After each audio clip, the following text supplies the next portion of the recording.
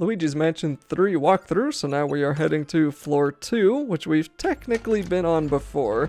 You'll recognize it, and I actually got a little bit confused when I came here, because I was like, I feel like I've been here before, and I think I just went back to make sure that we were in fact on the right floor, and yeah, we are. Yep, we are. Alright, but if we head on over to the left side, this is where we rescued Egad, and this door was previously inaccessible, but it is now accessible to us. If you'll notice, the sign is a flat surface with a circle on it, which should tell you plunger. So stick your plunger on it, move the sign out of the way, and then walk on through those fancy doors. So as I mentioned a couple of videos ago, this game does have a formula, right? Like any other game.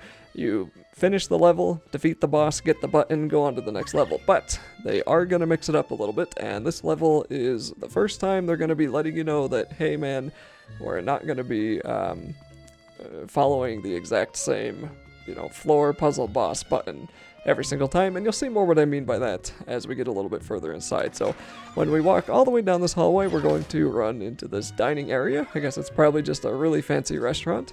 And there's going to be a lot of steaming food, a lot of other hot food, and some ghosts eating away at one of the tables.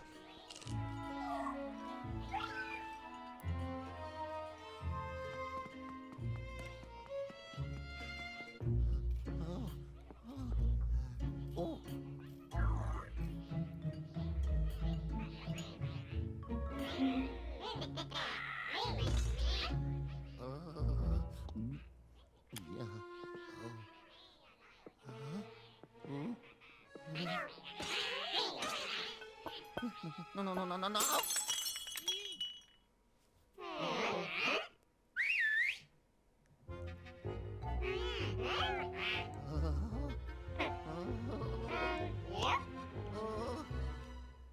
This is the most amount of ghosts that we have fought so far, and they're also going to be using weapons.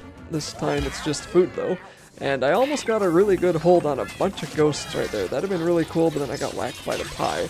And this is kind of the first time that you're probably going to run into a fight that you actually take some damage. I took a hit there from in a second here I'm going to take another hit from a pie right there.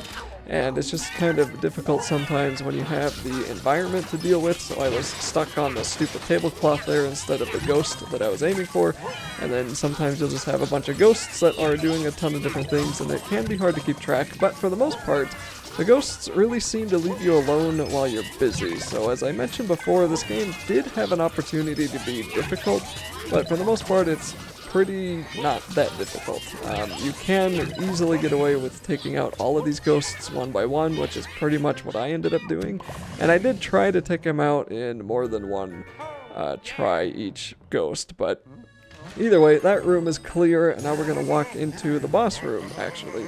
So there's a big old black smoke of cloud, a big old black cloud of smoke is what I meant to say. We'll need to switch to Luigi and have both him and Luigi sucking up the smoke, and now we can reveal the odd-looking chef.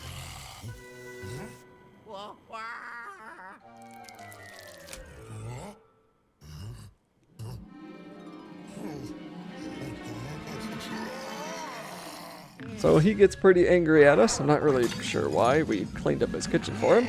And he has a giant frying pan that will protect his face from getting stunned by the flashlight, so we need to deal with that. He will spin around and deal a pretty good chunk of damage to you if he hits you, but the game does tend to just dump hearts on top of you, so you don't really have to worry about that too much. And the one of the ways we can take out his frying pan is to pick up one of the watermelons or another item, and we'll just throw the item at him, and that will make him drop the frying pan. So I'm going to try to stay a little while on his tail, try to get some of his health off. I meant to throw him around and take out more of his health, but I managed to miss there, or he got away from me, so that's okay, it's a mistake, it happens. And then we just got to do it again. We're just going to go around and pick up items, not the gold jar, I didn't even really realize that was there, but we want to pick up like the pumpkin in the corner there, or the other watermelons. Now if you've noticed, those actually break. So the chef will throw fish at you, and that fish just disappeared. So when he throws a fish, you can pick the fish up and throw that at him if you've managed to break all your fruit. And then we're gonna hit him again, and I'm gonna try to wait a little bit more. So this guy will probably take 3 or 4 phases, depending on how well you do the sucking up part. So that's a 1 more than the previous boss. He does have more health, and so he's a little bit harder, but really not by that much. And once he's done spinning around, I think he might actually hit me here. Yep. That guy just did not want to stop spinning there. I'm gonna, for some reason, switch to Luigi. I don't really know why I did that. And then we're going to just throw another fruit at him, and then I'll be able to catch him here, make sure he's under 60 health, and there we go. We can defeat him. So if it felt like that was actually pretty quick, I mean, we went through one room, and then we were in the boss room at the end of that first room. That's because it was pretty quick. We get the what is that called? The elevator button, and there's going to be a whole bunch of hearts for us. Hearts will always drop after a boss dies. And once we head on over to the elevator button, Luigi will take his sweet time going for it and instead give it to a stupid rat. And the rat is going to run out into the dining room, and now we have to chase him for the button. So that's what I meant by the formula is going to be a little different from time to time. This floor would have been pretty quick if that's all we had to do was walk through the restaurant and defeat the boss. But no, now we have to chase a rat. So there's going to be cheese above the rat hole, and we'll want to pick up that cheese and put it in front of the rat hole, and that should lure the rat out of there. As we see, there he comes. Now we can go over when he's nibbling on the cheese and flash him with the flashlight, and there we go. The button is now free. This time Luigi actually grabbed onto it, but he, for some reason, thought he had to hold it up. I don't know who he was holding it up for. You know, no one can actually see it, so either way, there we go. Finally, the rat's going to run off with it, and I'm going to pick up the cheese because I thought I needed it, but I don't think you can carry it with you. So we're just going to leave it inside of this room, and then we're going to walk on down. And I think we're going to get a cutscene, yes, of the rat nibbling on some other scrap cheese, and he's going to run into a hole in the wall a little bit further down the hallway. So now we're going to head on into the billiards room, or the pool room, the pool table, the game room. There's a whole bunch of games in here. There's lockers in the background. There's a pig on a trophy case for some reason. It's the backside of the pig right now. There's a dartboard on the right side, there's the pool table, and then I think there's like swords and other stuff.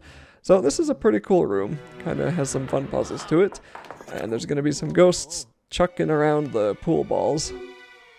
And we're going to get introduced to yet another new ghost.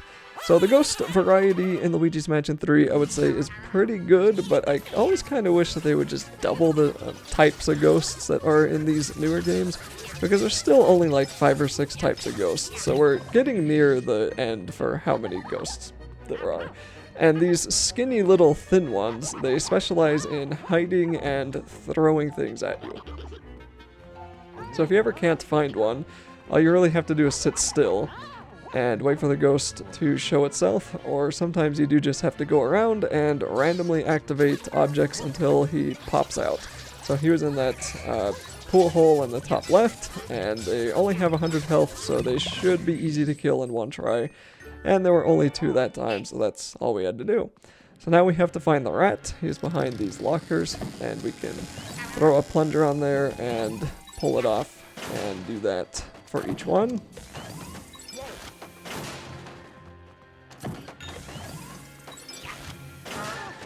And there he will be. I don't know if the locker he's in is random or if he's always in the left one, but either way you may have to pull them all off. And then there's going to be a pig that we can spin and also a bunch of money there. So I think anything else you can do in this room is related to gem finding, and I'll have a separate video where all the gems are later on, so I'm not going to worry about that now. Instead, we're going to head on back outside, and the rat is going to run down into, I think, where the bathrooms are. Yeah, these are the bathrooms.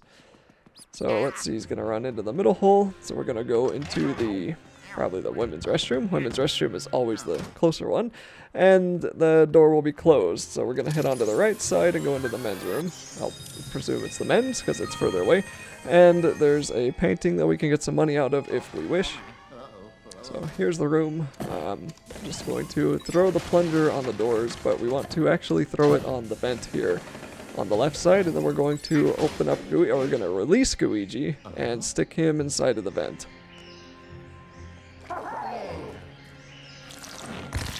Alright, now that we're in this bathroom, there's more doors we can open up, and I think the rat is just in this middle door, so we can pull this one open.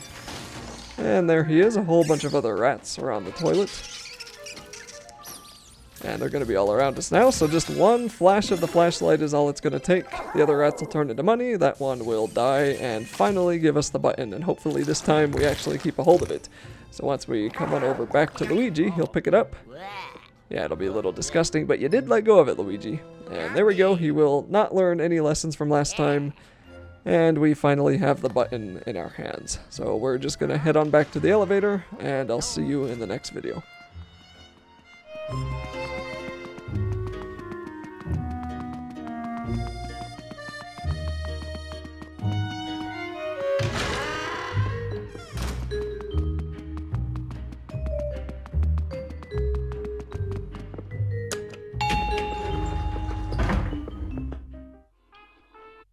Oh, yeah. Ha ha. Yeah.